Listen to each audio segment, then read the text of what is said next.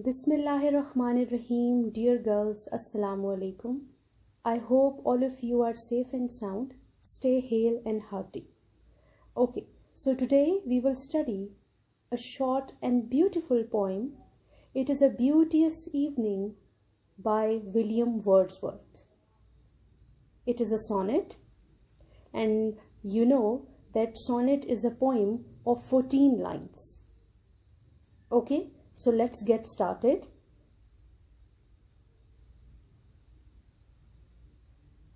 It is a Beauteous Evening by William Wordsworth. The timeline is given 1770 to 1850. Now, as usual, the brief introduction of the poet. He was born at Cockermouth in the Lake District. Cockermouth, it's a name of town in England. And educated at Hawkshead Grammar School and St. John's College, Cambridge.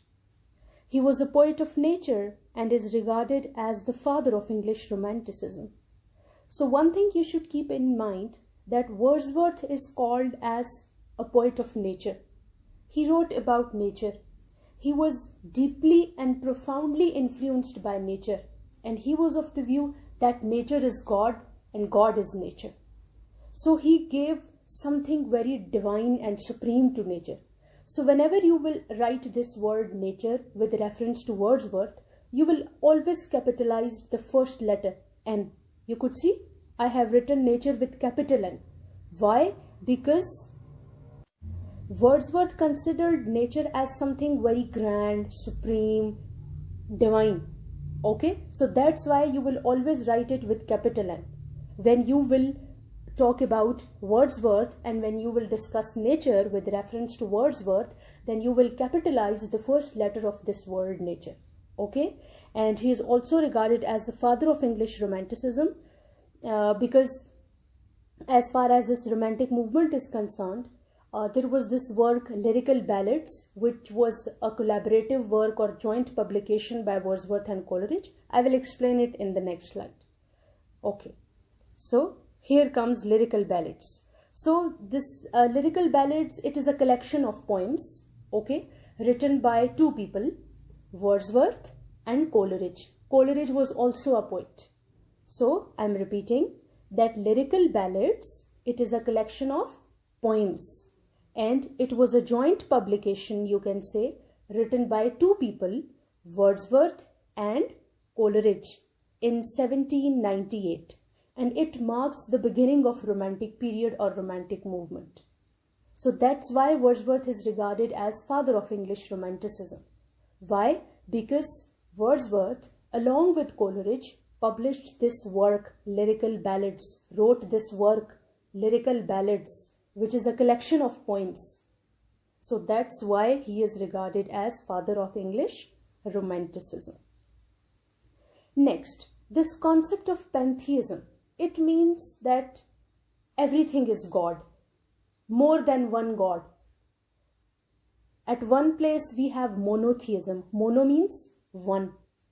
Monotheism means one God. Pantheism means many gods. Okay?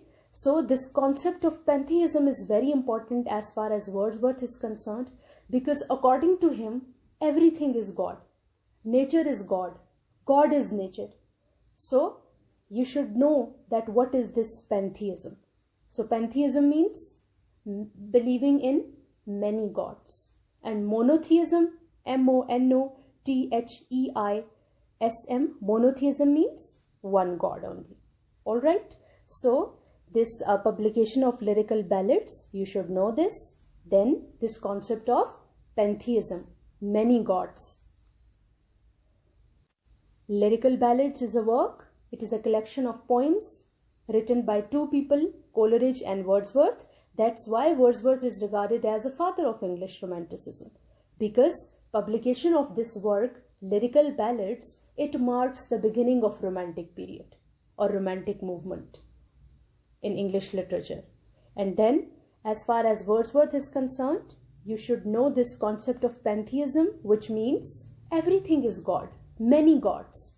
And for Wordsworth, nature was God, because he found something divine in nature.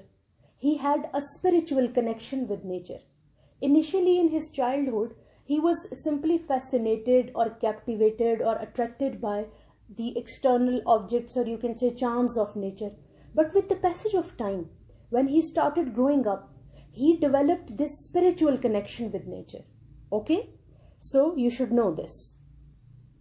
Then, Wordsworth's other poems, other works, Tintern Abbey, The Prelude, Intimation Ode. These are the names of some other poems written by William Wordsworth.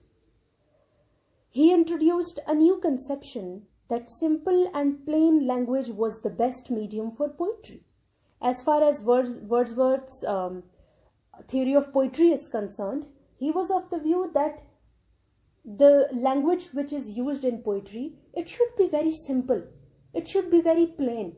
Okay, so you should also know this, that as far as Wordsworth's theory of poetry is concerned, he was of the view that simple and plain language, it is best for poetry. In poetry, plain and simple language should be used. Okay? Now, this poem, it is a Beauteous Evening by William Wordsworth. Now, what is the central idea or theme of this poem? Let me read it out for you. The children who seem unmoved by the beauty of nature are more aware of its beauty than any grown-up, because being innocent, they are close to God and understand what is divine and immortal in the universe. So, this poem, it is a beauteous evening. Beauteous means beautiful. So, the theme or the central idea of this poem is that children are close to God. Why? Because they are pure. They do not commit sins. So that's why they are close to God. They are innocent. So children understand nature better than grown-ups. Okay? So this is the central idea or theme. That children are more innocent. They are more close to God because they are pure. So children understand nature better than adults. Why? Because children are pure, without sins. So for Wordsworth, nature was God. So he was of the view that nature being God, children understand it better than mature people, than adults. Alright, so this is the simple theme of this or central idea of this sonnet. It is a beauteous evening. Okay? Now, words and meanings. Number 1, beauteous. Beauteous means beautiful. Next, tranquility. Tranquility means peace, calmness, quietness. Then Abraham. Abraham, it refers to Hazrat Ibrahim alayhi salam. He was a prophet. Okay? Then temple's inner shrine. You will come across this 3 terms. Temple's inner shrine. It means the holiest place of the temple. Temple, it's a place of worship. Just like church, mosque. Temple is also the place for worship. So the holiest place of the temple, the place closest to God. Just like in Islam, we consider that going to mosque, we consider it something very sacred. Or we consider that we are close to God when we are in mosque. So the place which is closest to God or the holiest place of the temple. So that's why the expression which is used here in this poem is temple's inner shrine. Temple, place of worship. Inner shrine, closest place to God. Okay, just like Holy Kaaba in Islam. We consider usually when people go there, they think that they are close to God. Fine. So this concept is given here. But of course, it refers to Christianity, not Islam. You should know this. I have given you the example of Islam just to make you understand that what I am talking about. Okay, girls. Next, none. You might have heard this word before, nun. A member of a female religious group living with chastity, purity, and obedience. So, nun is a female, a woman who never gets married. Rather, she devotes her life to religion. And she spends her life in purity, in obedience to God. Okay? So, nun. Then, brood. Brood means to spread over. And bosom. Bosom means chest. So, as far as the dictionary meaning of this word is concerned, bosom, it means chest. Okay? But in this poem, this word is used in a different sense, and that is closeness, intimacy. Okay? Now open your books, please.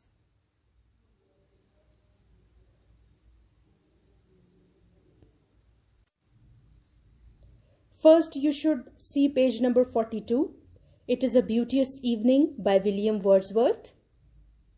Okay, I will read out these lines for you and then I will explain. It is a beauteous evening, calm and free. It is a beautiful evening, calm, peaceful and free. Free, you see, this word describes the freedom of the poet. That he is enjoying freedom in the company of nature. He is free, independent. The holy time is quiet as a nun. So he compares a time of a day to a nun who is pure, who is obedient, who adores God. Breathless with adoration, the broad sun is sinking down in its tranquility. So, the holy time is quiet as a nun. This time of the day, it's holy, it's peaceful, it's quiet, it's calm, just like a nun. So, this is simile, S-I-M-I-L-E. What is simile? When one thing is compared with another with the use of like or as. So, the holy time is quiet as a nun. So the time is as quiet as a nun. This is simile. Okay? And what is simile? When I was teaching you figures of speech, I taught you that simile is a figure of speech in which one thing is compared with another with the use of like or as. For example, I wandered lonely as a cloud. And now another example is here. The holy time is quiet as a nun. So, the poet, he is saying that this time of the day, it's very quiet, very calm, very holy, very pure, just like a nun. Breathless with adoration. Just like nun adores God, this time, this scenario, this scene, it is also worshipping God. Breathless. You see, without any pause. Without any gap. The broad sun is sinking down in its tranquility. So, as far as the sun is concerned, it's sinking down. This is the scene of sunset. Okay? Sinking down in its tranquility. Tranquility, peace, calmness. So, this line, the broad sun is sinking down in its tranquility, it refers to the sunset, but you should also know that it also means that the sun is bowing down. B-O-W-I-N-G. Bowing down. And what is the meaning of bow down? To bow, B-O-W. It means to bend your head or upper part of the body to show respect to somebody. Sar jhukana. Okay? So the broad sun is sinking down in its tranquility. So there are two interpretations of this line. Number one, this is the scene of sunset, description of sunset. Number two, this line means that as far as the sun is concerned, the sun is showing respect to this time of the day. The sun is showing respect to the evening because it's very beautiful. It's calm. The gentleness of heaven broods over the sea. The gentleness of heaven, heaven means sky. So the gentleness of sky broods over the sea, spread over the sea. So the gentle sky, here the poet says that the gentle sky is sheltering the broad sea. So the sky is a kind of shelter of the sea. It is spreading over the sea just like a shelter. Okay, so the gentle sky is sheltering the broad sea, whose waves are making immortal and loud sound, a sound like thunder. Okay? Next, listen, the mighty being is awake, and doth with his eternal motion make a sound like thunder everlastingly. Listen. Listen means now he is addressing his own self, or you can say his companion. And what is that? Listen. The mighty being is awake. The nature is awake. Something divine is awake. And doth with his eternal motion make a sound like thunder. And with his eternal motion, eternal means something which cannot be finished, which cannot be perished, immortal. Immortal motion, make a sound like thunder, everlastingly. Everlastingly, forever, for the lifetime. So a sound like thunder, it means the sound of the waves breaking, the sound of the waves of the sea. So listen, the mighty being is awake. Something divine is awake. Something grand and supreme or majestic is awake. And doth with his eternal motion, and with the help of immortal motion, speed, making a sound like thunder, everlastingly. So some mighty or divine being is awake and making sound like thunder, forever, for the lifetime. Alright, so this was basically octave. Octave means first 8 lines of the sonnet. I have mentioned with blue pen, if you could see. Okay, here, octave. So octave, first 8 lines. And the first 8 lines of this sonnet, they deal with, or they describe this beautiful scenario of the evening. Surpassing beauty, extraordinary beauty. Okay, so the first 8 lines of this sonnet, they deal with a different theme. And what is that theme? That the poet is describing the beautiful, captivating and fascinating scenario of that evening. Fine. Now we will start sestet, S-E-S-T-E-T. What is sestet? Next 6 lines, last 6 lines. Okay, octave, 8 lines. So in the first 8 lines we have studied, or we were given the description of nature, beautiful description of nature. And now in these next 6 lines, which we are going to study, they deal with a different theme. And what is that? Let's find out. Dear child, dear girl, that walkest with me here. Now the poet is addressing a child or a girl. And who is that child or who is that girl? She is the poet's daughter who is walking with him. Okay, so the poet is addressing his daughter.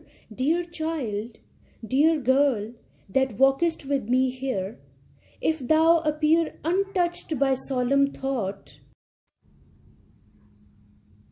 Okay, so in these lines, the poet is addressing his daughter who is walking with him. Okay, now he addresses his little daughter and says, "Oh, my dear child, you seem unmoved, untouched." Untouched means uninfluenced, unmoved by solemn thought, by the solemn beauty of the scene. And solemn means serious, grave. So he is addressing his little daughter and says that, "Oh dear child, you seem unmoved or uninfluenced by this serious beauty, this serious thought. Thy nature is not therefore less divine. Thy nature, your nature."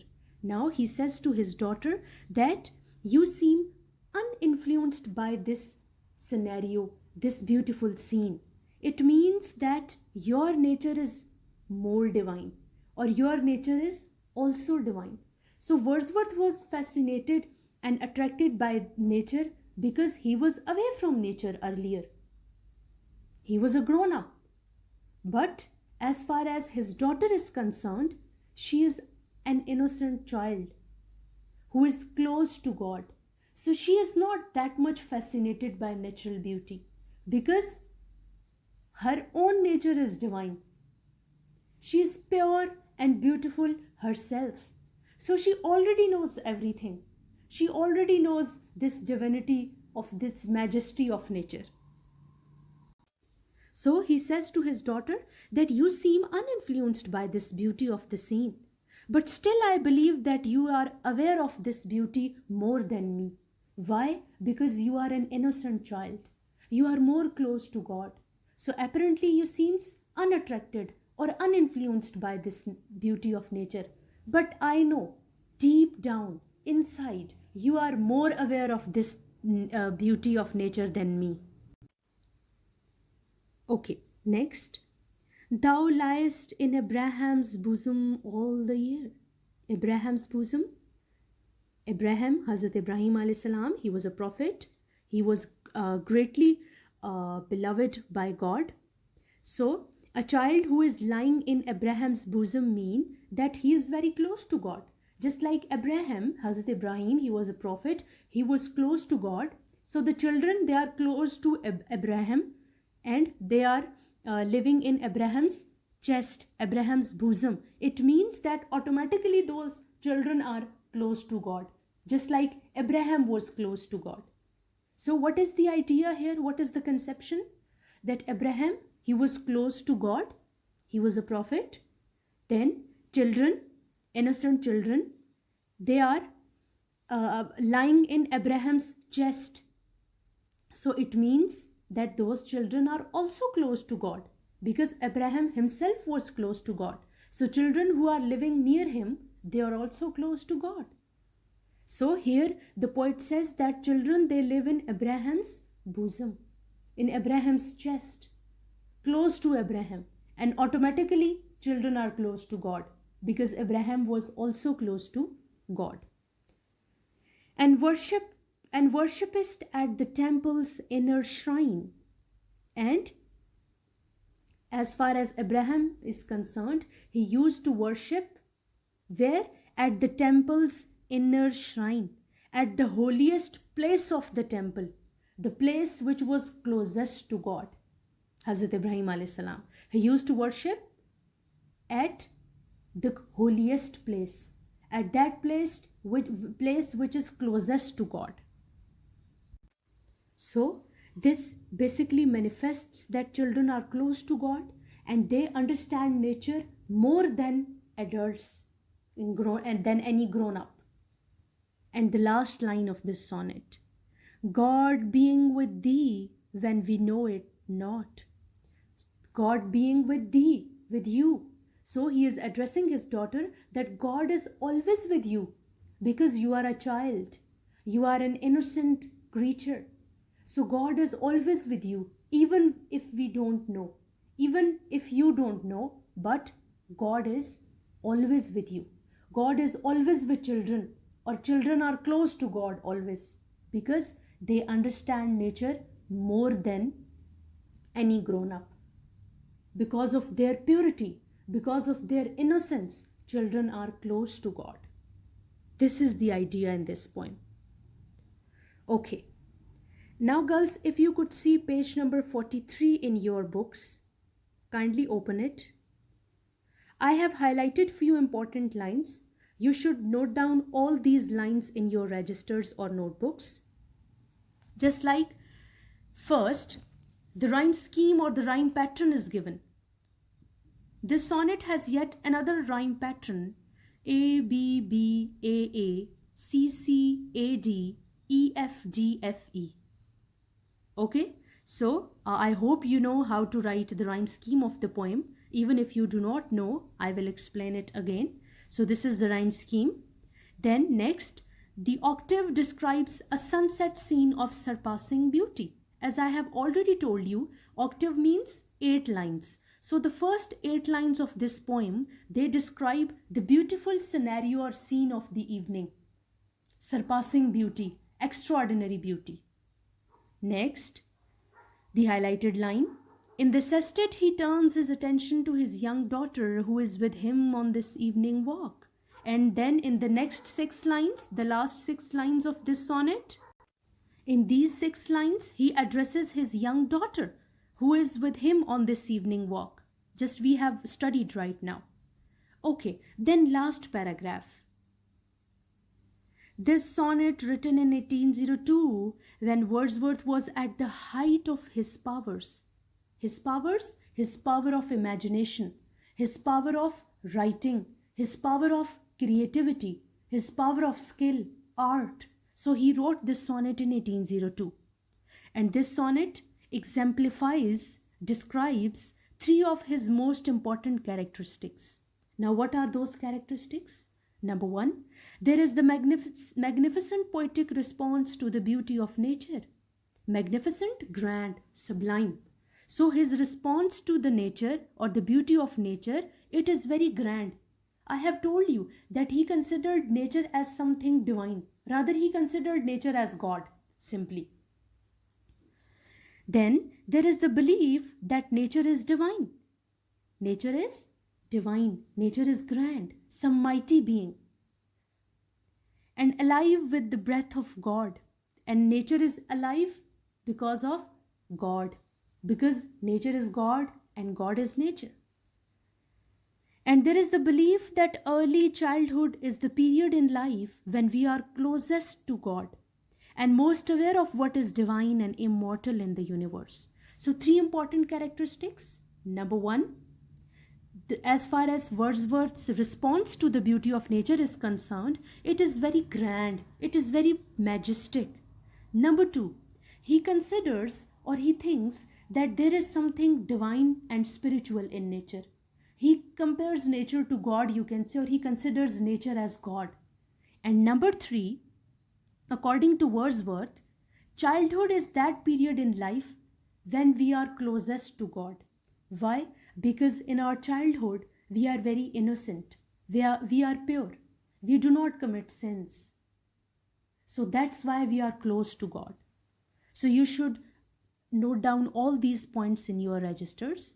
Number 1, about rhyme scheme, then octave, 8 lines, then sestet, 6 lines, then this paragraph in which 3 important characteristics are given, which I have already explained right now. Okay? Okay girls, now in this video we will quickly go through these slides, what we have studied. So William Wordsworth, he was a preacher, he was a worshipper of nature, and the timeline is given. Then, as a young man, Wordsworth developed a love of nature, a theme reflected in many of his poems. So, nature was the main theme in his poems or in his poetry. He began to write poetry while he was at school, but none was published until 1793. So, even when he was a student, when he was at school, he started writing poetry, but it was published or it was not published until 1793. Then main themes in his poetry. Nature is seen by Wordsworth as the countryside as opposed to the town. So he was a true preacher, true lover, true worshipper of nature. And nature is one of the major themes in his poetry. Then children and childhood. Childhood is when man is closest to God and can perceive God in the natural beauty of the world around him. So childhood is related to innocence, which means that man is closest to God. And man can perceive God and one can find God in the natural beauty of the world. Okay? So nature is God, God is nature. Now, background information of this sonnet. This poem is one of the many sonnets Wordsworth wrote in the early 1800s. This is a Petrarchan sonnet. Petrarchan sonnet means the division is like octave and sestet, 8 lines and then 6 lines. This poem is one of the most personal of all of Wordsworth's writing, shortly before Wordsworth married Mary Hutchinson. So you should know that it is one of the personal sonnets or writings of Wordsworth. Then octave follows a rhyme scheme of A, B, B, A, B, B, A, and the sestet follows the rhyme scheme of C, D, E, D, E, C. Okay, so the rhyme scheme of octave, first 8 lines, and then the rhyme scheme of sestet, last 6 lines, it is given to you. Now, analysis of poem. The very fact of being in nature is powerful enough to produce a religious experience. The divinity that has seen in nature is seen in his daughter. The power of innocence is related to God, which is related to nature. So, you have already studied it, that this fact of being in nature it's enough to have a religious experience. And as far as this divinity is concerned, which is found in nature, that divinity is also found in his daughter. And this innocence, this trait, this attribute of innocence, it is related to God, which is ultimately related to nature. Now, use of figures of speech. Could you see? Simile. Simile is when one thing is compared with another with the use of like or as. So the holy time is quiet as a nun and a sound like thunder. So this is a simile. And metaphor. The lone metaphor in the poem is Thou liest in Abraham's bosom. Is the gentleness of heaven broods on the sea a metaphor? Okay, so you should note down these examples with you. So these two are metaphors, that when he says that children, they live in Abraham's bosom, Abraham's chest, and then when he says that this gentleness of heaven, it spreads over the sea. So how can gentleness spread? Okay, so these two are metaphors. So you should note them down. And these slides were somehow important, which I wanted to share with you. So I hope you understand. Thank you, girls.